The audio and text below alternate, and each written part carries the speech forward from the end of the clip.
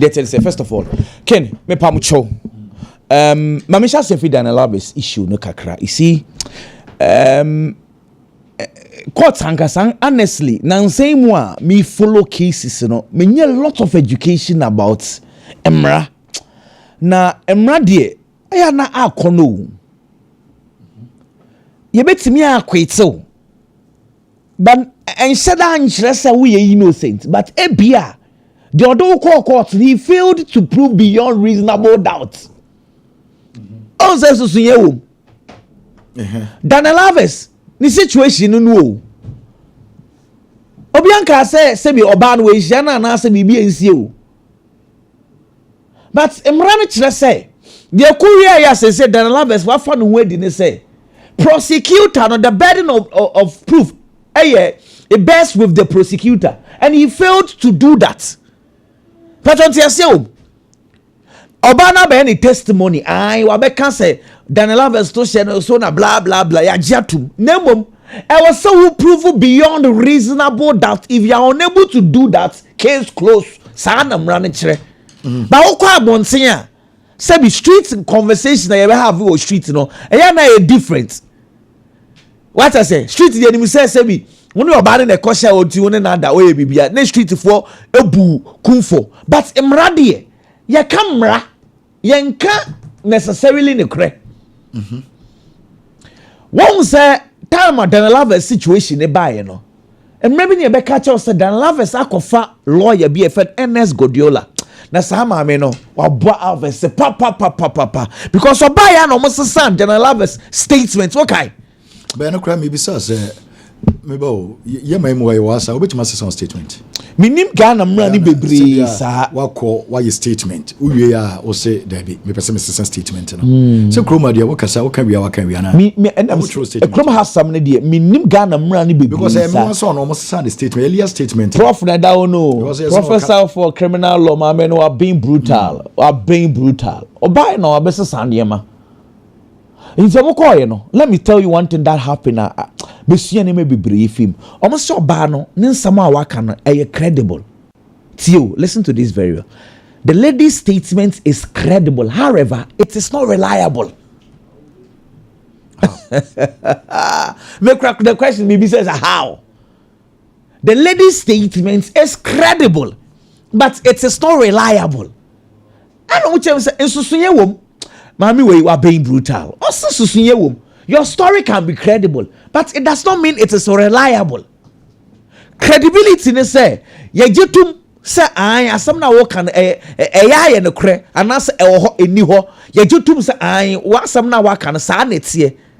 What as it is say wuji bibi tum say credible a. It might be say ade ne ewo ho eni ho but unim say ade ne credible etaba wuji tum say sa na tie asa be more of a conventional. But sekasa adie ya reliable a adie a no kra ujitum pefe exactly. So the lady's statement was credible, but however it was not reliable. So credibility is different from reliability. They should have moved from being a credible statement to being a reliable statement. Reliability in the yamra just like no trodo na waka. If your statement is reliable, it is accurate. Emra there do. Into Dani Alves afa jamranwa mame na hihye niam kama say yenua no what no kakra but ukwa street no so was Spain say ne ma no enura afiti enura ene anopai me yesho say me hu say demonstration kura kwaso anya me wanwa almost say to them they feel say Dani Alves aye omo pa che say omo nje law in India. These are laws say na make say but yeah laws they say Dani Alves say we free man most of gentle say na make on say Mason Greenwood the same situation is here.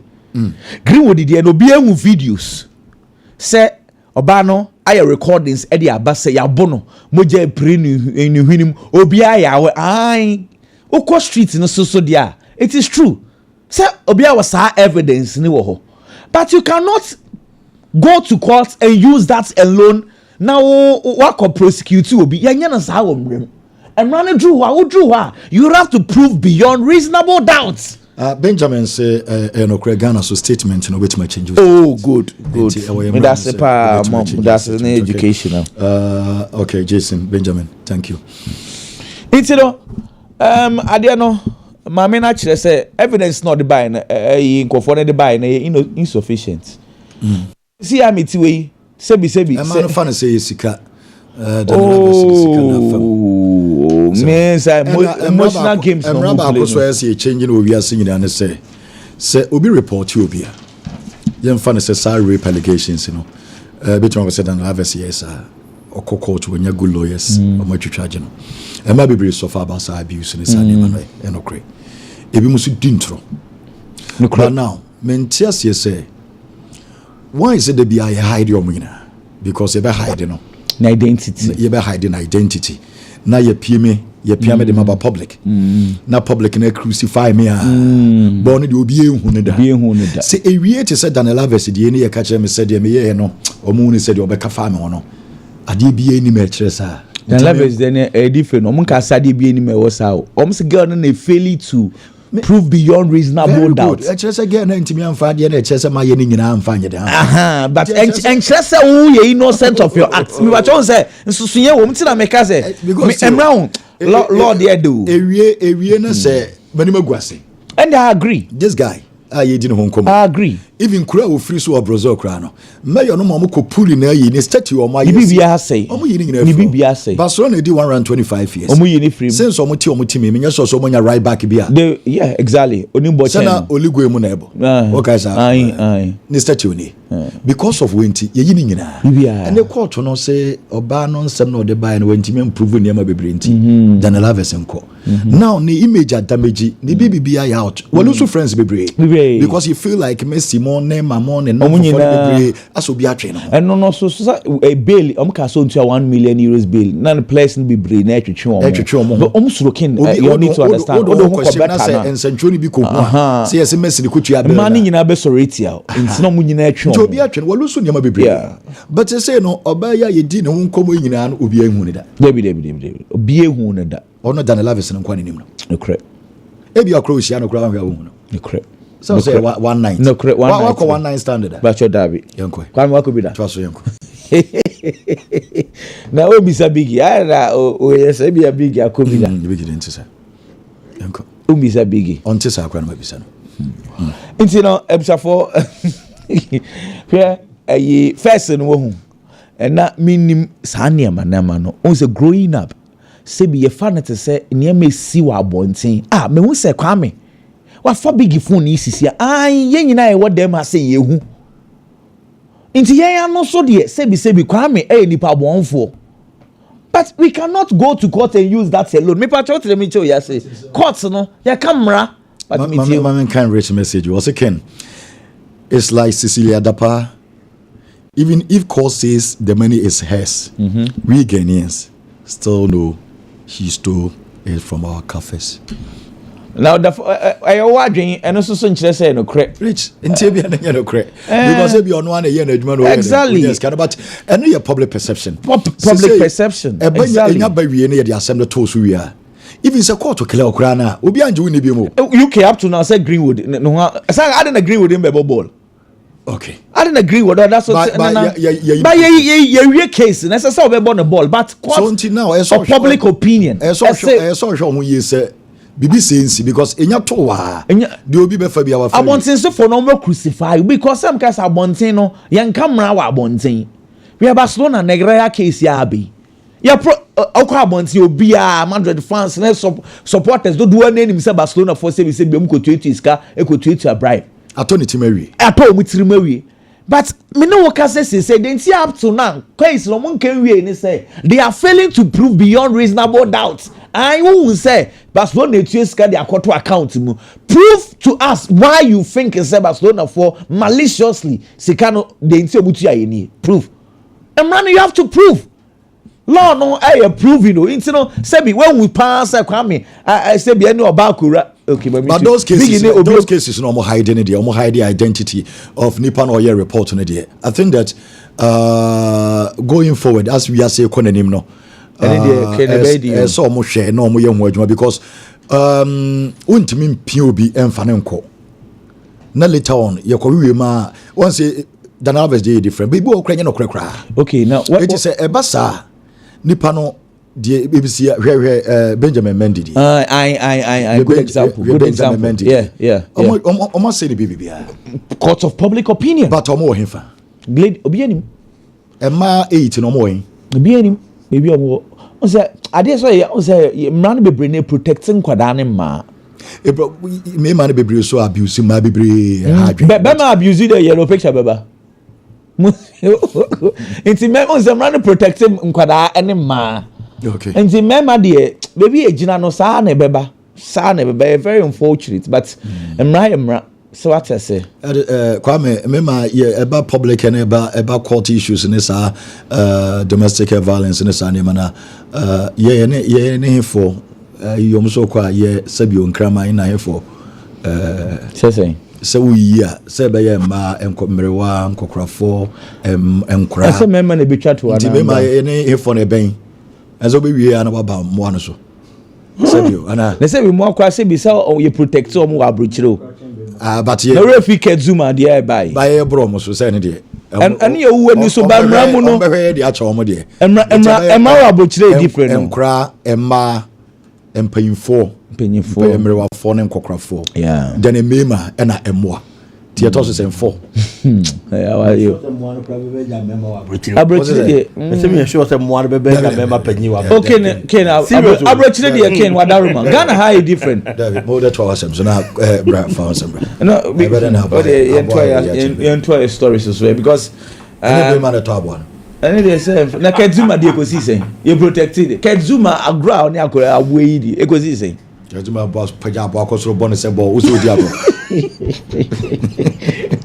ke you better na big now so far akora me nyame show dey asabwe on say big you you can come match na tomorrow first one na big time about 2-3 minutes me say asab come nyame show we raise say Zuma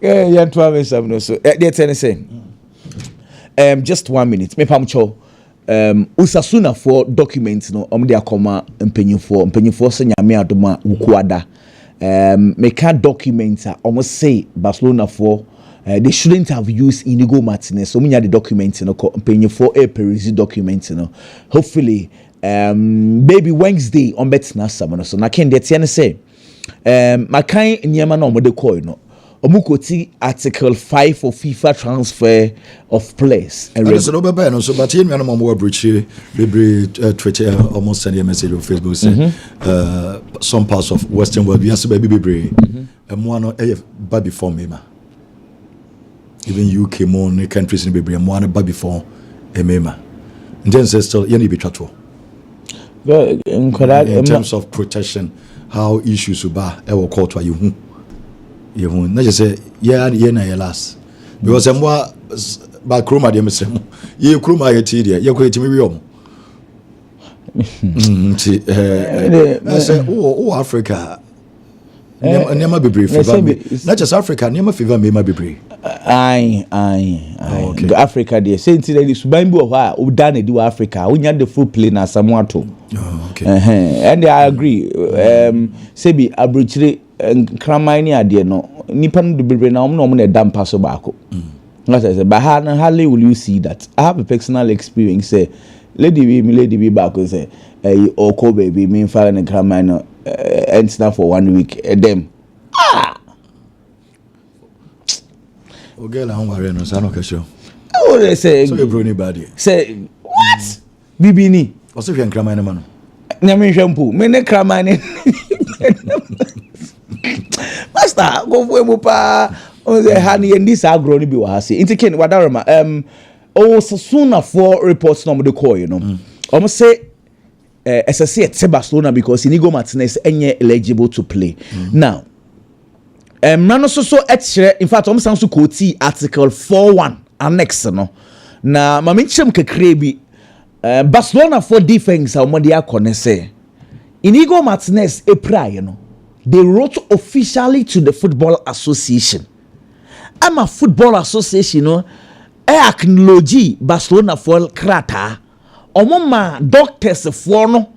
Any Barcelona doctors for no collaborate. Say Inigo Martinez swamp pass we pra anase umpray. Omuji tum say we pra no. Barcelona say the Football Association sent them a letter. And the letter, let me quote the date. I'm say 17th of March. And we a letter no. And they have evidence of the letter. Sa letter and subsequently, almost Gina Soka said Dean Hilson. Board more bomb of Emery replacing Inigo Martinez. It is a sacred and so Barcelona wa. It negates Article 4. Article 4 annex the next say supplier who say we pra and answer your from national team now ma. National team, the last game and national team bebon who 5 days and sana wabobo into any day less than 5 days what bar as I said or club no points into Osasuna for na say I have 4 days and then Inigo Martinez boy Barcelona say and you no crap because they got a letter from the Football Association almost say letter na the host CR almost so drew one of the bets that say letter near Football Association acknowledges ampa Inigo Martinez ipra it is a letter be sa what there then there's no point on the kwashi case no but on but still now Osasuna for na insist Barcelona for say they have the evidence Wednesday they will present it and they will quash the issue as soon as possible. Lewwandowski my own say Matthew say we need like 600,000 euros. That's a bit true. Wow. And as Barcelona Ejelek na Ojekopa de Rea obesanso nya 800,000 euros. Say oje Champions League Barcelona je Champions League ono nko abenya 1 million euro. Wow. And I say Barcelona je treble ono nko abenya 2 million euros. I don't know Lewwandowski contract no the man no contract ben. Oh back in Lewwandowski. Okay, Orban no a big guy. Exactly. Again Lewwandowski ba no je 24 million. Okay. A year we buying Munich no ba obeti so Barcelona je 20 million the first 1 year. But a progressive into from 2024 27 and this is say 33 years back in. This is what I want to say. Senya contracts and some parking I feel saying as Barcelona a movie on from Lewwandowski because at this stage Lewwandowski needs Barcelona more than Barcelona needs Lewwandowski. But I'm paying more. Exactly. Ni say something to make us because they say reducing the contract. Say clause now or for 55% of Barcelona's game into automatically next year he's staying. So it's now that's one thing I can't try. I can't try 37 million. That is too much. Me that say no Edelson Ediano no. Ken your stories no. Or your story be say Yama Memphis Depay best dribbler ewo Polestar A our boy this particular season nimo. Yaka Polestar A na a league a tournament organized by Sao Paulo Football Federation. And the team say what Sao Paulo no. Omo ne bo sa tournament na 16 teams. Enumu na Memphis Depay akwa bon homode a ene ma akon kan de ama no. Now I am not looking at Memphis Depay just because watching the Polestar A. But what I am looking at the kind of spirit and determination. Player I find is Memphis Depay actually over these years. A young player who sees who PSV with huge prospect, quality player. Obo ne kakana niema konkan and so the man. Manchester United kokofano. It was a rocky time for Manchester United. Obebo papa kaka. And Yaman Konkan Fama Kaka. Manchester United felt the kind of quality of Mubehiano. A brand telling to me Fama. Until I was say Jan Quine, no free bokonim no oko. A brand any free bokonim, echoe. Oko no copy mu Leon. Consistently, good performances than not done do Leon bokonim. At a point, he had to move on. Because now there was a player Yama Club be a Memphis Depay to me aye. And Yama Club a friend is Leon. He moved on to Barcelona. About Barcelona in the first season, it was an instant hit. Instant hit in the sense that so about 28 matches in the Spanish La Liga. Now you have 12 goals, only 2 assists. For a winger, and as a forward line player, when you're a typical number 9, it is a good statistics for a player who is a forward line player. Yeah. It's instantly or hit the ground running over Barcelona. In the second season, who do you see yet? Abrantena could pay more Atletico Madrid. Atletico Madrid not starting in your bad, but it got to a point you also had to leave. Abrantena kono kwa ko pie mu here yesu okọ Brazil oko Corinthians they talk about say an European born player and I say an European I will see a kind with Europe no one decided so call the Brazilian league more could see a kind yehu ye employing bebre na omo Brazilian league ni mu most of them people omo free Brazilian league ni mu and I say South Americans omo nim say the South terrain netie omo buy Europe ba be see a kind na niam ancha da nkon kan amfa ma omo a no ma dani omo ni no ma kwa kopie mo Brazilian league ni mu omo ba no mbebo na say ye susu no mo pesa afei omo san come back no mo koje omo home a no ma kwa kopie mo honum because dani patrim say Brazil have a lot of talent. South America have a lot of talent. And this obenya GDA ni akukuduro mpo. So be free Europe. No akwa South America na say Brazil akwa si akai no. It takes obia na come here different be take that kind of decision, especially if you are an European. Abraham Tiene kwa pima straight into the Brazilian league. Kwa join the Corinthians. Okwa Corinthians. No more starting league ne dada. In 11 matches or boy or Brazilian Serie A ni no. Or 7 goals no man 1 assist. 8 goal involvement daily in 11 games. And the supporters in Benya sa GDA and say Abrante ya all bana emudu do na ni GDA because for an European so be playing the Brazilian league there. E dia ya no de brain. Abrante na hit the ground running instantly. Amaniema e kon kind man. In the Paulista kwa about 12 games or ma 2 assists. Or 2 goals sorry and or ma 5 assists. It's the only matches our ball ever Brazil so far. He has played 30 matches. 30 matches now our ball. Emu 23 now started. Ever Brazil. Was 9 goals and 11 assists. 20 goal involvement in a 30 matches from 23 starts. It will be a on your Brazilian. On my ball Brazil that. No European, no movie away into a different terrain totally. Instantly walk out the ground running. Ama niema fa edi amano. Corinthians are come once so major Paulista no. The last time they won a major trophy was in year 2019. The last time Corinthians any a major trophy like the Paulista was in 2019. 6 solid years in here. Omuntimin jeda. Omushia Palmeiras and no numere. The Palmeiras game no. Palmeiras was the defending champions of the Paulista. Omaja was 3 times. Bako miensa. And a Palmeiras bobo kuno. Ajia di atwaso. But then since the arrival of a player friend is Memphis Depay, they've gained that kind of confidence. And for the past 6 years, omonji a major trophy dano. Omatimi a trophy. And no numera. Clearly, Abrante impact has been felt. And he's done the unthinkable. Adiana add these European players here, you know. And no Memphis Depay. And they believe he's making other players better. Fantastic. There's one striker, Yuri Belto. Yuri Belto, no, since Memphis Depay call, you know, he's scoring a lot of goals or assisting more. It is not just about him. Name him or boy improving other players also in the squad. And I think there is something good for the player to gain that kind of courage and confidence. So we call Brazil and one of our own. Into Memphis Depay and Ote Sebigi Kanasa.